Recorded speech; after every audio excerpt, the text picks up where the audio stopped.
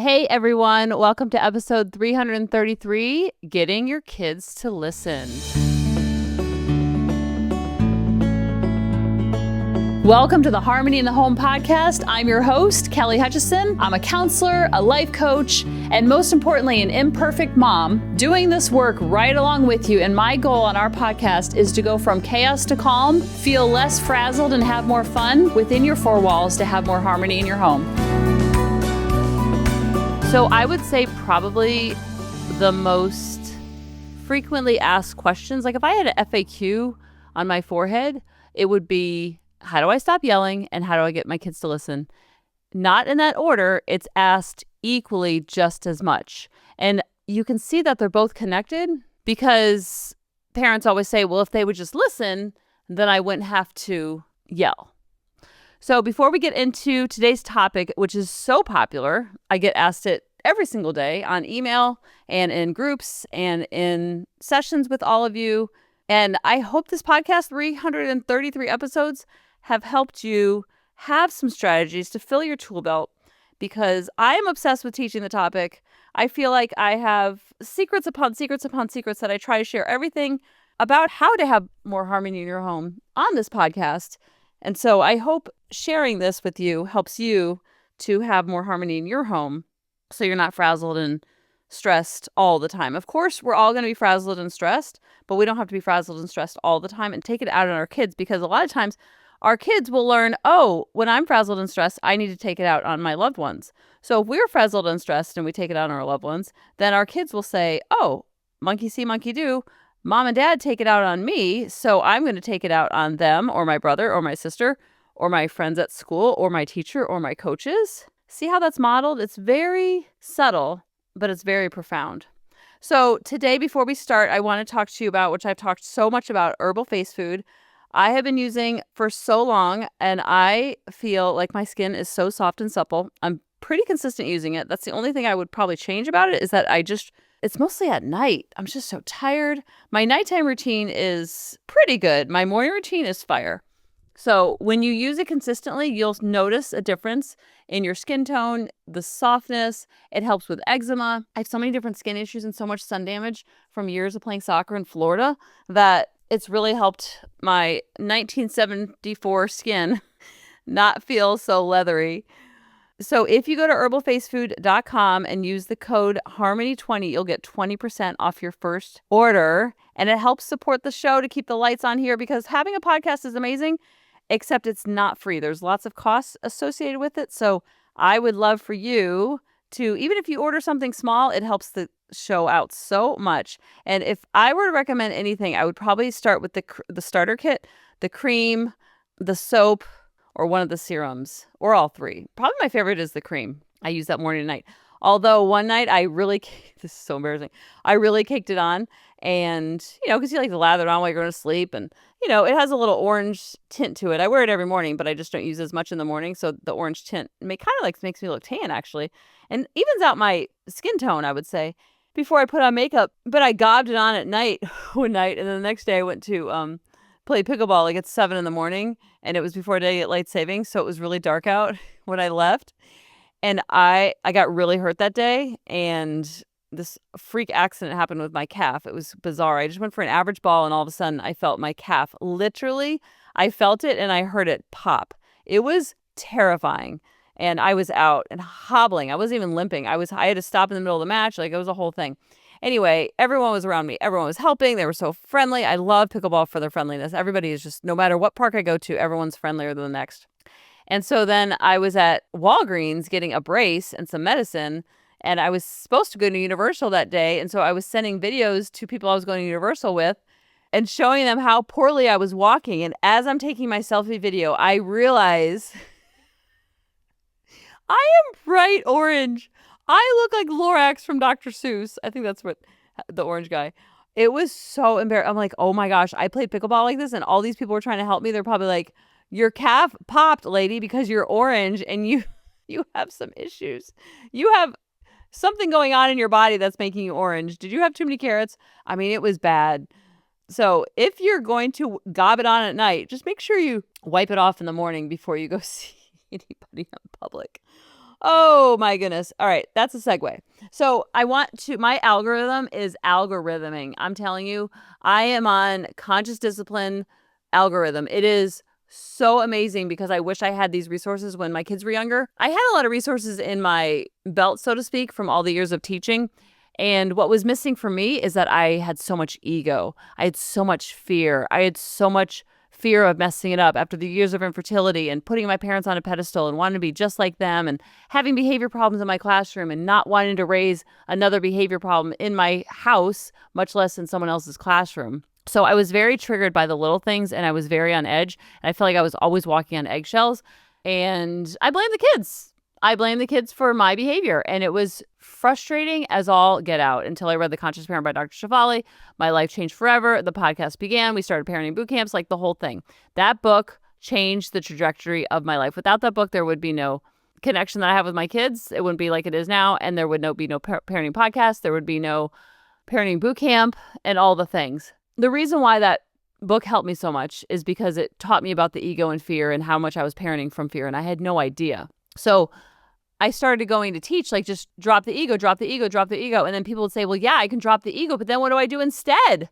Hello, there's no ego, but now what do I do? And I was like, oh, and that's where I was tapping into a lot of my teaching resources because I had teaching resources coming out of my ears, but the teaching resources and all the child development and all the tips and tricks and examples weren't working for me because I was so in ego. So I started sharing different things that I use in the classroom with my students, with the students I was counseling, with my own kids, and people loved the examples. Because you can only talk about ego so much, but if you don't give them something to replace it with, then it's pretty much, I don't want to say useless, but you're just kind of staring at your child who's screaming in your face going, okay, now what do I do, Kelly? I don't have an ego. I realize they're a child from God. I realize they're having a hard time, not giving me a hard time. Okay, now what do I do? Teach me, Kelly, teach me, Kelly, teach me, Kelly. So the people were starving for resources. And so I've been sharing lots of examples. And so I found so many different channels that I'm going to share with you that it will help you because they give examples. And just like we always tell our kids what to do versus what not to do, I hope this podcast and different resources that I share with you give you examples of what to do versus what not to do. And this is coming from Mr. Chaz. He's really funny. He's got really good energy. And he's also associated with conscious discipline with Dr. Becky Bailey, who I actually I think I went to a workshop or she was my professor. I don't remember. I went to college so long ago. It was 92 to 96. I was in college. And I went to UCF, Go Knights, and she was one of my professors, or I went to a workshop, or I don't remember what it was, but I just remember thinking, oh my gosh, this lady knows her stuff. And that was so many moons ago. And now she has like a whole institute and like is like the real deal. And I knew she was the real deal at the time, but you just don't know how big of a deal they are until you're like, hindsight's 2020. So in this video, he talks, and you're watching a kid. Now I know it's only audio for you, but what we're watching, and I'll share the video with you. You go to Mr. Chaz, Chazz, and it's a kid who's touching, it looks like a dirty shopping cart, like the bottom of it. And so the parent's like, we're not going to touch that. We're not going to touch that. And the kid just keeps putting his hand back, And I think I don't know the whole clip, but I'm assuming it's like, my kid's not listening, or my kid does his own thing, or my kid, it's probably just like I feel like I'm a broken record. It seems, because the dad, I think it's the dad, it sounds like he's like kind of making fun of himself. Like, yeah, my kid's really listening to me. We're not going to touch this. We're not going to touch this. And the hand keeps going back on. It's actually pretty funny. And so Mr. Chaz breaks in and says, okay, here are some things you can do. And then he gives lots of examples. And so I'm going to let you listen to it. Just imagine that in the beginning of the video, which is just going to be audio for you, it's a kid. All you see is the hand, and then you hear this voice saying, we're not going to touch that. We're going to touch it. And the hand just keeps going back and going back and going back. So whenever we say our kid's not listening, we have to reframe it that my kid's not complying. My kid's not doing what I tell them to do. There's a big difference, because if they're not listening, then that means they get their hearing checked. But if they're not complying, then we have to really get creative on how to help them comply, where we build connection in the process. Now you will say, well, when they go in the real world, they're not going to have people playing games with them to have them do their job. I will tell you, the way that kids act at home is much different than they do at school. So I wouldn't worry about that so much. You're just worried about the connection that you have between you and your child. And then Everybody else you can't really concern yourself with, but you want to set a positive blueprint. So then when they are in other relationships, whether it's with teachers, coaches, whether it's people they're dating, friends, you want them to set an expectation of how they should be treated. So if we're yelling and screaming, then they're going to be drawn to people that yell and scream at them. That is a huge motivating factor for so many people to not yell and scream and not sleep with the mommy or daddy guilt every night. So listen to this little clip and let me know what you think. And they know. And then we don't touch this one because it's dirty, because it's on the floor. We don't touch it. We don't touch it. We don't touch it. I'm going to break down what's happening in this video and show you how we could be more helpful next time. We don't touch it. We don't touch it. Okay, if you're an adult, I already know what you hear when you watch this video. But if you hope to guide a young child, it's important for you to know what the child hears in this video. The child is hearing, we touch it, we touch it, touch it, we touch it. We don't touch it. We don't touch it. When you're giving a child direction, it's helpful to focus on what you do want as opposed to what you don't want. Think about it like a Google search. If you type in Google, no running, stop running, don't run, you're gonna get lots of results of people running. But if you type into Google walking or walking feet, you're gonna get lots of results of people walking. If you focus on running and touching, they're gonna focus on running and touching too. And even as they get older and they're able to fully process the no, stop, don't, you're then relying on their impulse control not to do the thing. And the capacity for their impulse control isn't fully developed till at least 25, 26. And do you really want to rely on their impulse control for them not to do the thing that you're telling them not to do? Or do you want to work with their brain and focus on the things that they can do to be successful so that they can practice those things in the moment or next time? When we say things like stop running, stop hitting, stop getting bad grades, stop being mean to your sister, these are phrases that are not helpful because you can't do a don't. And even when our brain is fully formed, we still need help knowing what to do as opposed to what not to do. Like, what if I just got this video right now and said, don't do what that parent did and left you at that? How helpful would that be? How likely would you be to change your behavior for next time you're in that situation? Pretty unlikely because I didn't give you anything to do. Just for a moment, reflect on how frustrating that would be and use that as a point of empathy for all the children who constantly get told what not to do and rarely ever get shown and told what to do. And it can also help to be specific when we're telling a child or an adult what to do. Because from watching this video, you might say, all right, I got it. Instead of saying, stop being mean to your sister, I'm going to switch that to be nice to your sister. But even that is too general to really be helpful. Instead, we could say something like, she doesn't like it when you call her poopy pants. She wants you to call her by her name. Phrases like, call her by her name, write on your own paper, get my attention like this, are specific enough to be helpful. So let's get a little bit more specific with this video. We don't touch it. We don't touch it. We don't touch it. I'm going to give you 2 different ways to handle this, and depending on what your goals are, will depend on which one you would probably use. The first play that I would run is kind of a 4-part strategy. The first thing that I would do is I would gently hold the child's hand for connection, because remember, connection primes the brain for willingness.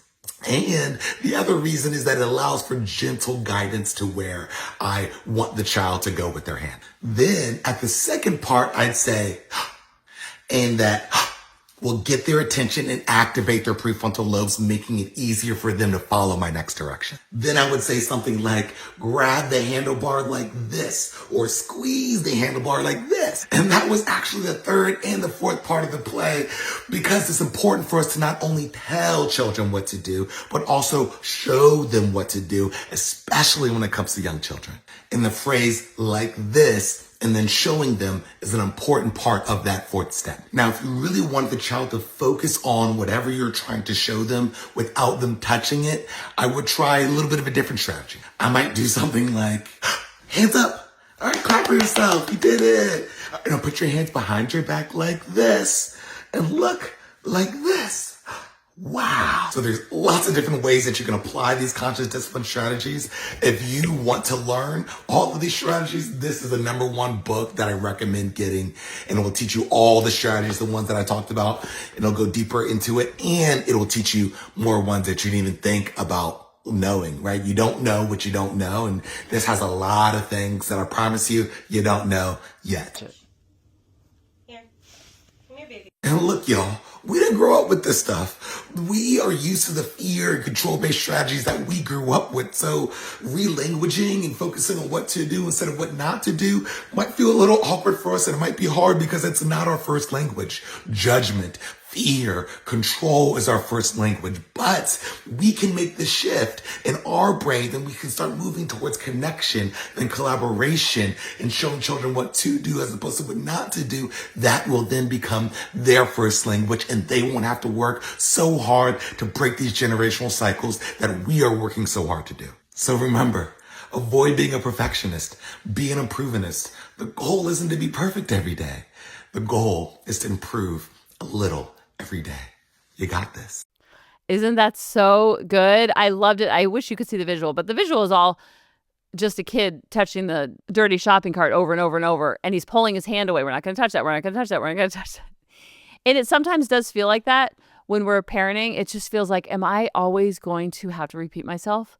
And we don't want to get in the habit of repeating ourselves, but I remember thinking, am I always going to have to remind my kids to say please and thank you to the server at the restaurant? Am I always going to have to remind them to make eye contact?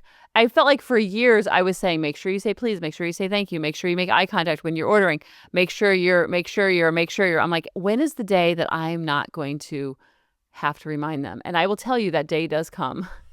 I promise. And we had a funny game of it when they were like, I don't know, elementary age, that if they didn't say please or thank you or make eye contact or one of the three, not all three, but one of the three, because you don't say thank you as you're ordering, you say thank you as they're delivering it to you. But when they're ordering, I were supposed to say please, and if they didn't, then they had to use the server's name in a sentence the next time the server came over. Like, can I have some more water? And if they didn't say please, then next time they would say, can I have some more water, please, Riley, or whatever the server's name was.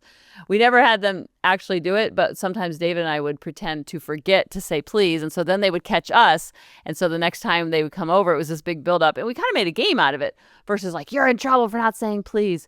Oh, Daddy forgot to say please. You know what happens next time they come over? And David's like, no, I don't want to. And then he would say, do you mind if you bring me some ranch, please, Riley? And the kids were like, yes, we caught him. So when you make it fun and light and fluffy, then you kind of teach the lesson versus like, listen, I told you already. So what some things I loved that he talked about was the Google search. I had never thought about that. If I just told you on this episode or on this podcast, hey guys, you need to stop yelling at your kids. And then I just, okay, the topic's over. Well, everybody knows they should stop yelling at their kids. But what am I teaching to replace stop yelling with their kids? I'm teaching love and logic. I'm teaching choices. I'm teaching games. I'm teaching the uh-oh technique. I'm teaching natural consequences. I'm teaching things of how to build connection and how to have them listen.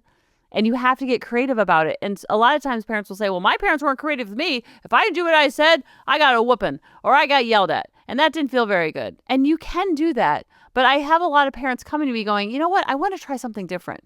Do you have anything else to offer? And there is so much other things to offer, but you can't do those things when you're in ego. So that's why the combination of the conscious parent and love and logic works so well, because you have some options when you're not in your ego, when you see them as children from God, as not belonging to you, as a child that you're babysitting, so to speak. So I loved what he talked about Google. When we are Googling something like my calf, what to do to repair your calf is what I was Googling. I wasn't saying, how do I not have my calf hurt? How do I not have my calf pop? I wasn't Googling that. I was saying calf repair, help my calf. What do I do? So not only are we searching for things we want, we're not searching for things we don't want. So whenever we had to do rules when I was teaching first grade, we always had to have the rules be positive. We could never write on our rule board, don't run in class. We always had to say walk. Or we had to say, use gentle hands instead of don't hit your friends. We had to say, raise your hand to speak versus don't call out. What's another rule we had? Instead of yelling, no yelling and shouting on the board or I remember making a little poster, we would say, use quiet hands, use quiet voices, use gentle hands. Literally like love thy neighbor without putting love thy neighbor on there. And I love when he says, you can't do a don't. I was like, yes, Mr. Chaz, that's so true. You can't do a don't.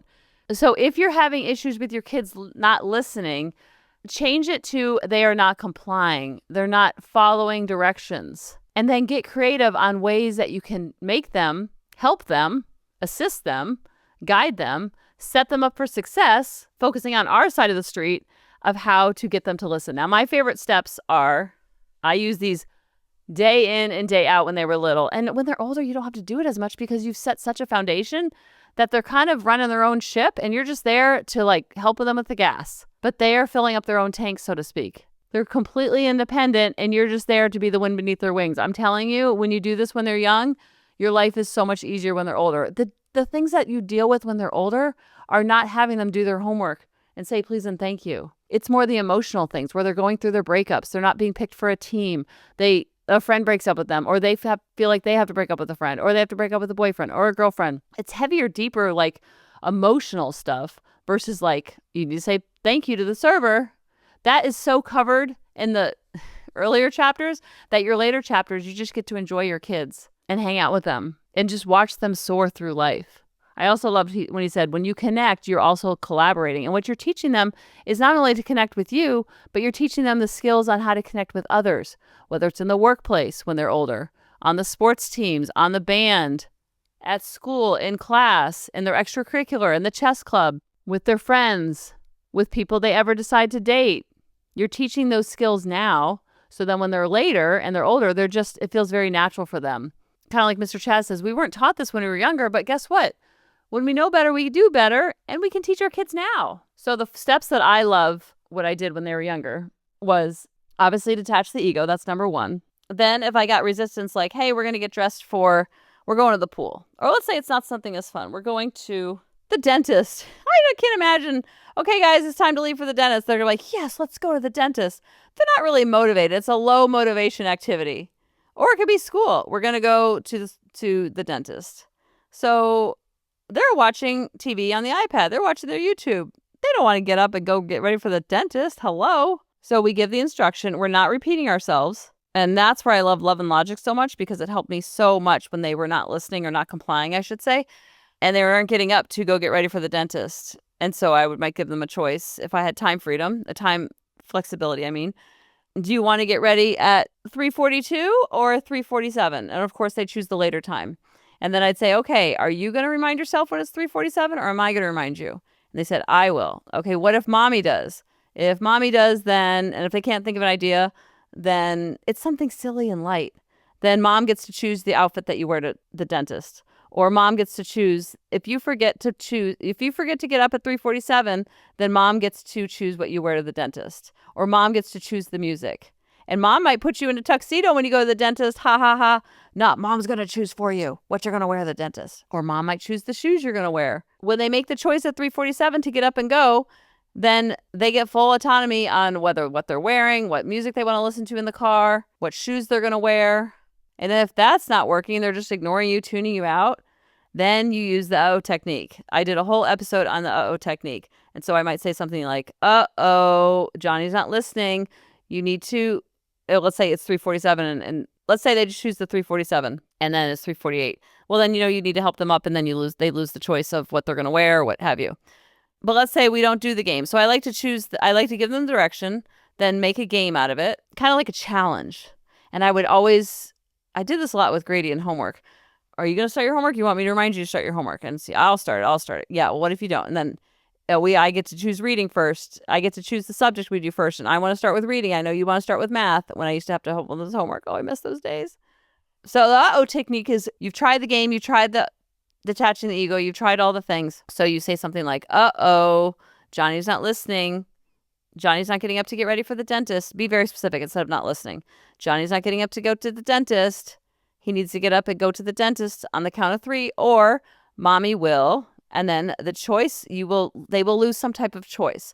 There's no timeout. There's no yelling. There's no screaming. Everything's very light and fluffy. Mommy's going to choose the shoes you're going to wear. Mommy's going to choose the outfit you're going to wear. Mommy's going to choose the sink that you brush your teeth in, you have to know that if it's a battle of wills, like they don't want to lose the battle. And even though that's so silly, this is for much younger kids. But when you do this when they're younger, then they're going to do it when they're older, naturally, without you obviously saying, oh, I'm not going to say, oh, to my teens now. So this is very age appropriate for toddlers. And then you might have to physically help them get up and go get ready for the dentist. Or they're going to lose iPad time for later on. Not all of it. If they are given an hour later on, then they might just, oh, you're only going to have 40 minutes to go on the iPad later. Or however long that took.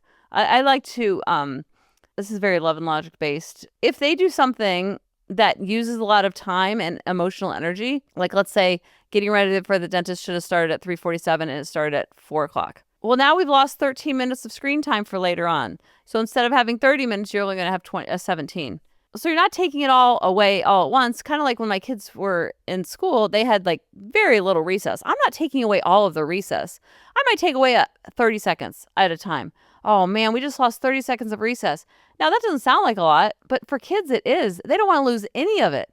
So it's like max out, let's go. So you have something to play with, or it might not be all the kids lose. Obviously, not all the kids are going to lose 30 seconds of recess, but one child might lose 30 seconds of recess. And watching all their friends play for those 30 seconds is very painful for them. So you don't want to take it all away because then you have nothing, you have no bargaining chip, so to speak. So try some of these strategies. Notice I gave you a lot of strategies of what to do when they're not complying versus just saying, make sure they comply, don't yell at them, be patient, and don't use your ego. I gave you lots of examples of what to do, just like I want you to give your kids lots of examples of what to do so they know what to do versus just stop doing that. Stop. That's all they hear all day, and then they're going to do more of it. Just like we would if I just told you to stop yelling. You're probably going to get off this podcast and be so frustrated with the podcast that you're going to go start yelling. So let me know the strategies, how they're working. Send me an email and let me know. And I love you guys. I'll talk to you next week. Bye-bye. Hey, mamas, thanks for listening. If you had any ahas, clicks, or those lightning bolt moments while listening, you have to check out my free parenting bootcamp, where we take all of this to the next level and we try to create even more awakenings for ourselves so that we can connect more with our kids and never yell at them again. You can sign up at www.coachingkelly.com. And if you really want to fill up my love cup, send me an email of what your aha was, what your click was, what was that lightning bolt moment while you were listening. I want nothing more in life than for you to have harmony in your home and to learn how to be an imperfect mom like me, which allows your kids to be imperfect too, each and every day. Thanks for listening.